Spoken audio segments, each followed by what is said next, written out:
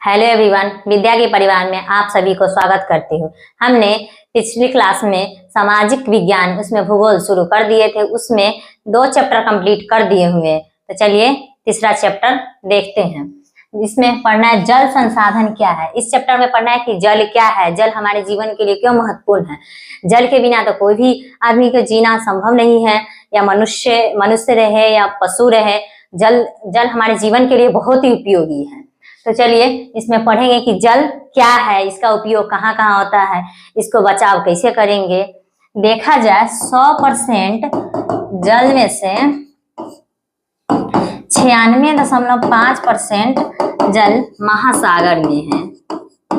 महासागर में यानी समुद्र में, जैसे कि अटलांटिक महासागर, हिंद महासागर, प्रशांत महासागर उसमें है। और 2.5% जल मीठा जल है। मीठा जल है। महासागर का जल नमकीन होता है, ये मीठा जल 2.5% है। अगर इसको 100% माना जाए तो इसमें से 75% जल बर्फ के रूप में है और 25% जल ही पीने योग्य है। जल पीने योग्य है, समझिए इतना ही जल पीने योग्य है। अगर पानी की बर्बादी किया जाए तो आगे का जीवन बहुत संकट पड़ जाएगा, इसलिए पानी का बचाव, जल का बचाव अति आवश्यक है। तो चलिए अब देखते हैं क्वेश्चन, जल संसाधन क्या है। जल संसाधन हमारे जीवन के लिए क्यों महत्वपूर्ण है। जल ही जीवन है, अगर जल नहीं रहेगा तो हम लोग का जिंदगी बहुत ही कष्टदायक होगा। आगे के लिए जल बचाना हमारे जीवन के लिए अति आवश्यक है। तो चलिए देखते हैं कैसे इसका बचाव करेंगे। जल संसाधन क्या है। जल संसाधन जल के वे स्रोत है जो मनुष्य के लिए उपयोगी होता है। मनुष्य जल के बिना तो नहीं रह सकता है ना, मनुष्य एक दिन भी जल के बिना रहना असंभव है। जल पृथ्वी पर जल के स्रोत, यानी पृथ्वी पर क्या प्रकार से जल आता है। पहला है भूपृष्ठीय जल, यानी कि भूपृष्ठीय जल, सतह पर जल, नदी, झील, तालाब, ये पृष्ठ यानी कि सतह पर जल होती है ना, नदी, झील, तालाब।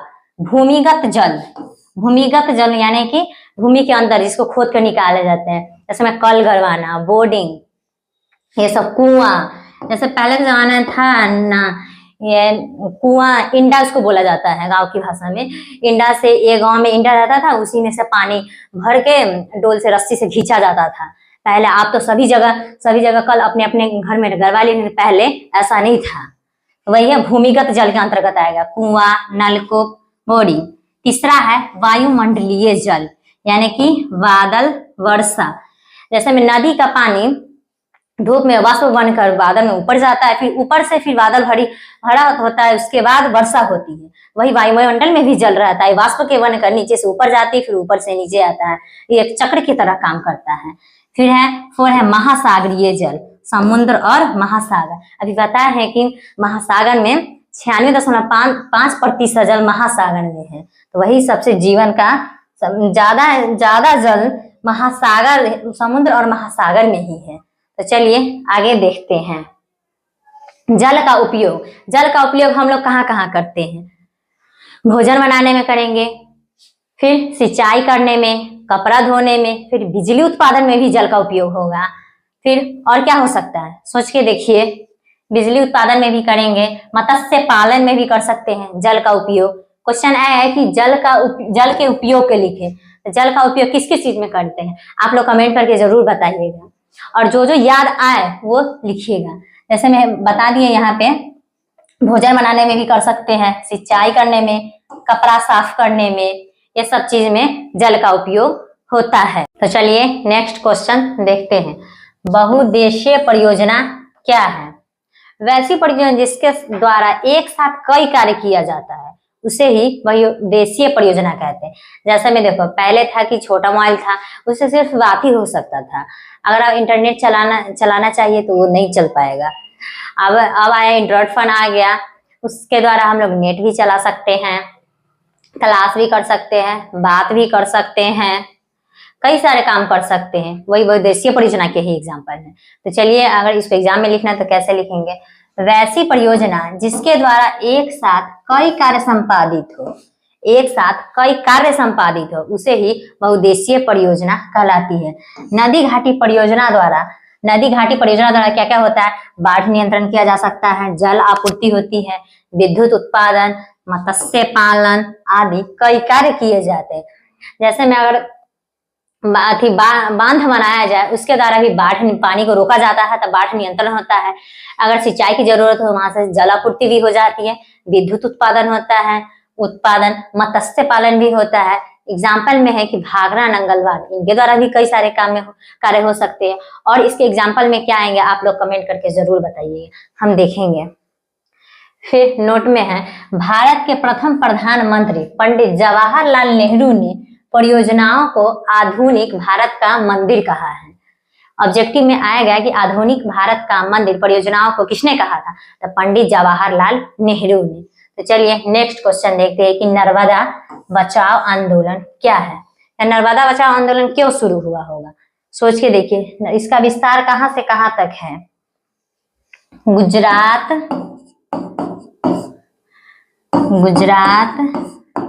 महाराष्ट्र, मध्य प्रदेश। इसका विस्तार गुजरात, महाराष्ट्र और मध्य प्रदेश तक है। इसमें 465 बांध बनाया जा रहा था, बांध बनाया जा रहा था। इसमें से एक है सरदार सरोवर बांध, सरदार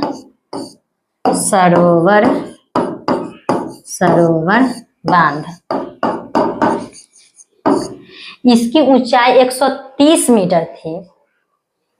कहा जाता है कि अगर सोच के देखिए, अगर बांध बनाया जाएगा, इसकी ऊंचाई इतनी बड़ी रहेगी, तो वहां पे बांध बनेगा तो वहां आसपास तो लोग नहीं रह सकते हैं।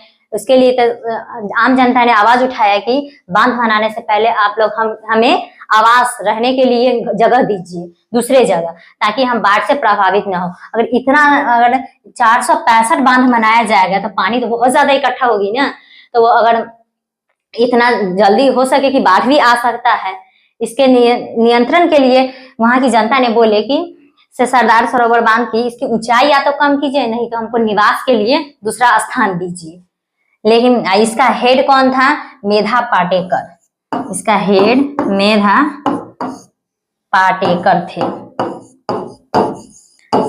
जनता से कुछ पूछा नहीं गया, डायरेक्ट ही शुरू कर दिया था सरदार सरोवर बांध। ये बहुत ही इसके विरोध में बहुत ही आदमी विरोध किए थे, आम जनता ने भी, क्योंकि उनको निवास के लिए जगह चाहिए और बाढ़ से प्रभावित होगा। अगर ये बांध बनाया जाएगा तो पर्यावरण को भी काफी नुकसान होगी, क्योंकि वहां पे पेड़ पौधे कटेंगे, पेड़ पौधे कट जाएंगे तो फिर पेड़ पौधे यदि जंगल में रहने वाले जीव जंतु कहाँ रहेंगे? सोच के देखिए, अगर पेड़ पौधे कटेंगे फिर हम लोग को ऑक्सीजन कहाँ से मिलेगा? बहुत सारी समस्या आएगी। इसीलिए बोला है कि इसकी ऊंचाई कम किया जाए या तो बांध को रोक दिया जाए अभी, लेकिन इसकी सुनवाई नहीं हुई। तो चलिए इसको अगर क्वेश्चन आंसर में लिखा जाए तो कैसे लिखेंगे? नर्मदा बचाओ आंदोलन भारत में चल रहे पर्यावरण आंदोलन की परिपक्वता का उदाहरण है। यानी कि पेड़ पौधे ज्यादा काटा गया था, पर्यावरण का ही है ना हिस्सा। इसने पहली बार पर्यावरण तथा विकास के संघर्ष को राष्ट्रीय स्तर पर चर्चा का विषय बनाया।